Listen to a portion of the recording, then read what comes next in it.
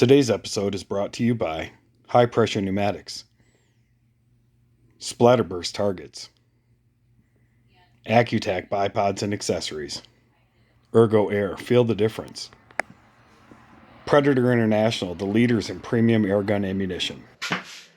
What's going on, everyone? Moose here, Airguns of Michigan, and today we are going to talk about not necessarily the Ergun here, but we are going to talk about how to properly mount a scope on an air gun.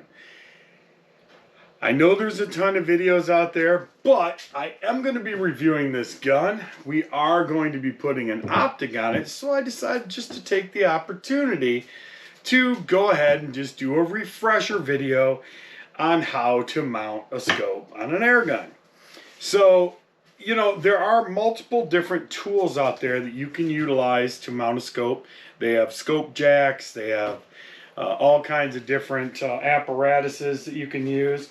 I personally like using the dual level system, and how this works is basically, you know, we have a gun, we have a some kind of gun vise, whether it's just simple like this, or, you know, one of my expensive ones is sitting over there that honestly I just figured whatever, we're just doing this. So the first thing we want to do is make sure that the gun is level, and you can use this little bubble level here and just set it onto the rail of the gun, and you can just move the gun back and forth in this vise or this holder until that bubble is level. Just trust me, it's level. And then this part of the apparatus actually clamps onto the barrel, so that when we go to mount the scope, we can remove this level. So what we do is we slip this part onto, and these are really inexpensive to pick up on, you know, Amazon or whatnot. We're going to stick this on here, use our micro adjuster to get our level set up front. So we're going to check the level in the back, it's perfect, and the level in the front, it is perfect. Now, the reason that we're using the two levels is because now I can take this one off, and no matter what I do with the gun, I can move the level by tipping the gun back to level. And I don't have to worry about putting this back up here because it's going to be level. And wouldn't you know it, it's level. So that's how we start. We want to keep the gun level so that when we end up putting the scope on top, now the scope is going to be level to the gun. Not to your eye, but to the gun. And we're going to talk a little bit more about why it's important to have a level scope. So I'm going to be using FX No Limit rings, and I'm just going to guess where I want these. Now I'm not going to torque these down or anything. I'm basically just getting them set onto the gun, and then slightly tightened just so they don't move. Now, one thing about mounting rings like this is if I just set it on the rail, look, I can move this thing back and forth, left and right a little bit because of the play that's in between the set screw and the rail here. So what I generally like to do is, once I've got it into a groove, is just push it backwards into the groove so that it's nice and flush, and should be optically, you know, basically leveled through the middle. So like I said, I'm just gonna roughly mount these for now. We can move them later for our eye relief and things like that. But this is just to get started. We're going to go ahead and remove our top screws. And at this point, you don't really have to worry about the gun being level as far as up front, because we're not doing anything other than taking off the caps and putting the scope into the rings themselves. So we'll worry about the level here in a second. So we're going to take this cap off, that cap off. We're going to take our element helix and set this into the scope rings themselves. Now, some people might not want them this far apart, and to be honest, I don't necessarily either. So what I'm going to do is I'm going to take this back one, I'm going to take my scope off, and I'm going to loosen this up, and I'm going to move it forward like 2 spaces here. Let's see if we can get this thing to come on and loosen it enough. Come on, where are you at? There it goes. Wait, what's going on? Oh, I see. All right, so I moved it forward. Looks like 1, but either way. So we'll go ahead and set our scope in there. Now, there we go. We're a little bit closer now. And then I'm just going to take my rings, and I'm not going to apply any real torque to the rings themselves. I just want them started, the screws started.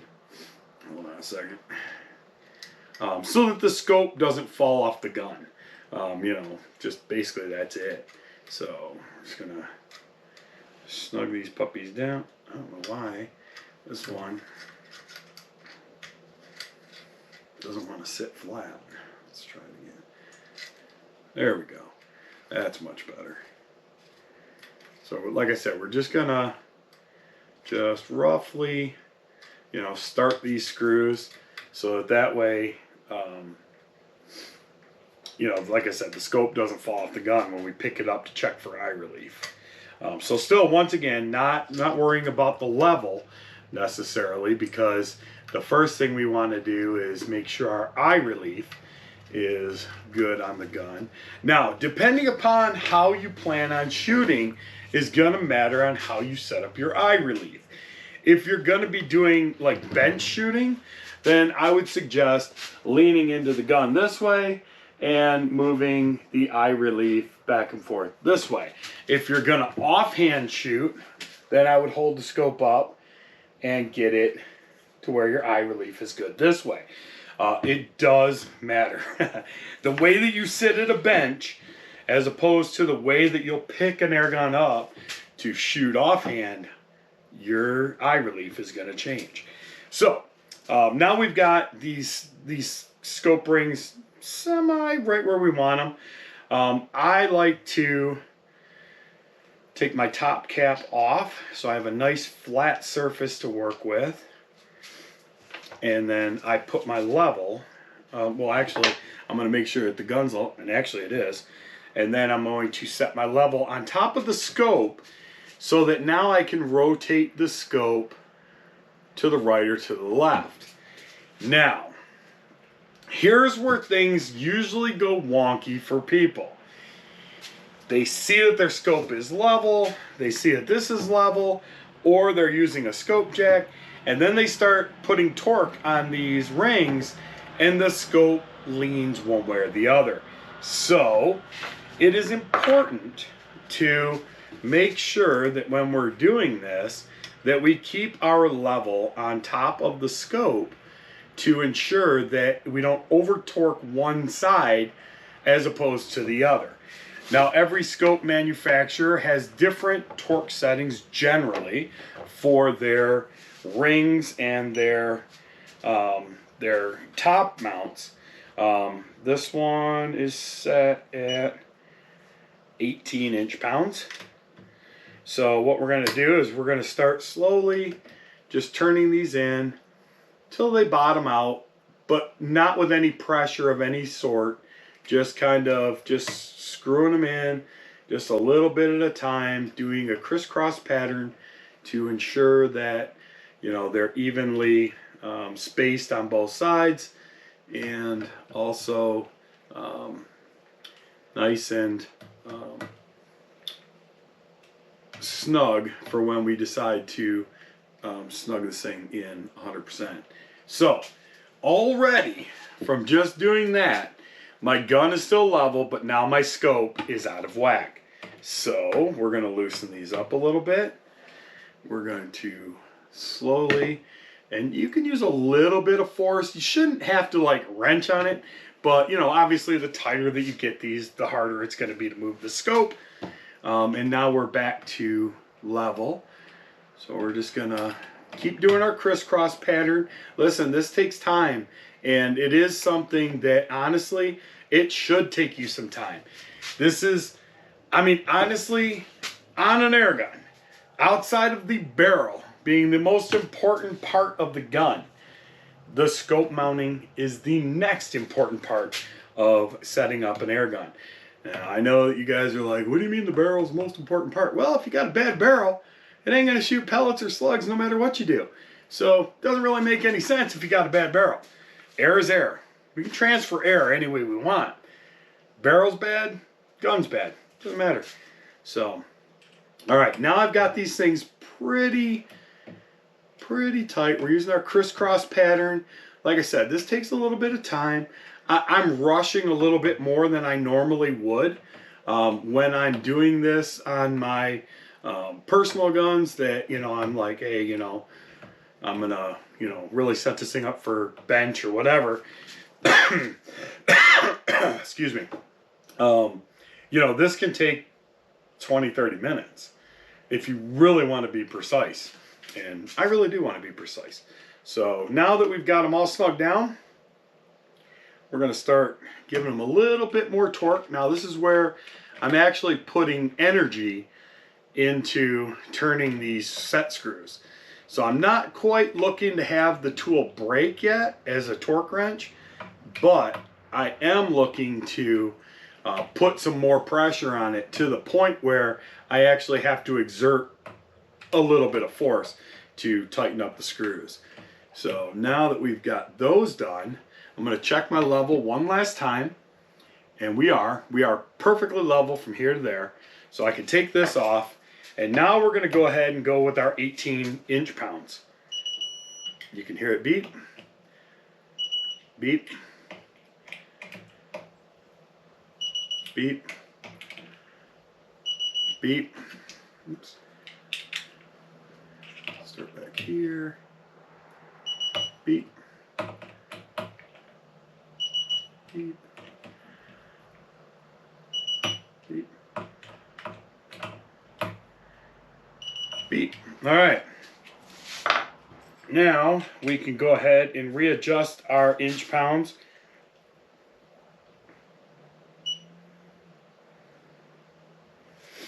Take it up to manufacturer specs. I'm not trying to call out specs because every manufacturer is different, but now we're going to tighten up our rings. All right, beep. Beep. All right, now with the FX No Limits, there's a little bit more involved because I need to tighten up the actual adjustability part of the scope. So I'm just going to use a regular Allen wrench to do that. That's to stop the scope from canting to add MOA. There's already 20 MOA built into this rail, so I'm not going to be shooting this gun that far. This is a gun that I'm reviewing, and if you're interested and it's still available, this is available at High Pressure Pneumatics. You can check him out at www.myhighpressureair.com. And we can go from there. So now I can go ahead and take this part off. And now if I pick up the air gun and I look through it, lo and behold, perfectly level onto the gun. So that's in a nutshell, a great way to level your scope. It's very important. And let's talk about why it's important. I don't have my whiteboard. It's actually behind me. But let's just assume that these are crosshairs. We've got a vertical for elevation and a windage. If these are not level to the gun and you make a windage change, it's not going to go straight and, you know, back and forth, left and right. It's going to go up and down, right and left. So you're going to be chasing, finding a zero that is accurate. If your scope is not level, you're gonna, I mean, even if it's off a little bit, let's just say that it's off 2 degrees and, you know, you're shooting 100 yards. At the point of impact, let's just say that it's off to the right a half a mil or a mil. Let's say it's just 1 mil off to the right. and you go to adjust left, right, you know, 1 click or 1 MOA or 4 clicks, well, it'd be 4 on this, then instead of it coming directly over and hitting the bullseye, it may come over and drop down. Now you're shooting at the bottom of the bullseye, but it's right below it. Now if you adjust your elevation, you know, 1/2 mil to come up to hit that center, now it's going to push it up and to the, well, whatever, it doesn't matter. But it'll be off to the side again. So you're going to be chasing, finding that center dot perfectly just because your scope's not level. So with that being said, I'm Moose. This is Airguns of Michigan. I hope you guys enjoyed that. If you did, do me a favor. Give this video a thumbs up. Hit that subscribe button if you haven't already. I love to bring you guys silly little things like this. And if you guys have any requests for videos that you'd like to see, no matter what it is, whether it's an air gun that you'd like to see, or whether it's just doing something with an air gun, or setting up a scope, or, you know, whatever, drop it in the comments below, and maybe we'll get to doing something like that. Like I said, not my air gun, but I sure wish it was. This is the Ergen 2 by AGT, and let me tell you that, dude, this thing is absolutely, or AGN, sorry, Airgun Technology. It is seriously the lightest airgun I've ever held. This is the carbon fiber version. It's amazing, and stay tuned because we're going to take this thing out to the range. We're only going to do pellets with it, no slugs. I'm sorry, guys, but not my air gun, so I don't want to get in and start changing regulator settings and hammer and all this, and then somebody's going to want to buy this gun, and it's going to be tuned for what I tuned it for. So we're just going to shoot straight 44 grain 30 caliber pellets. Stay tuned, that video's coming up. Till next time, I'm Moose, Airguns of Michigan. Be good to each other, and God bless.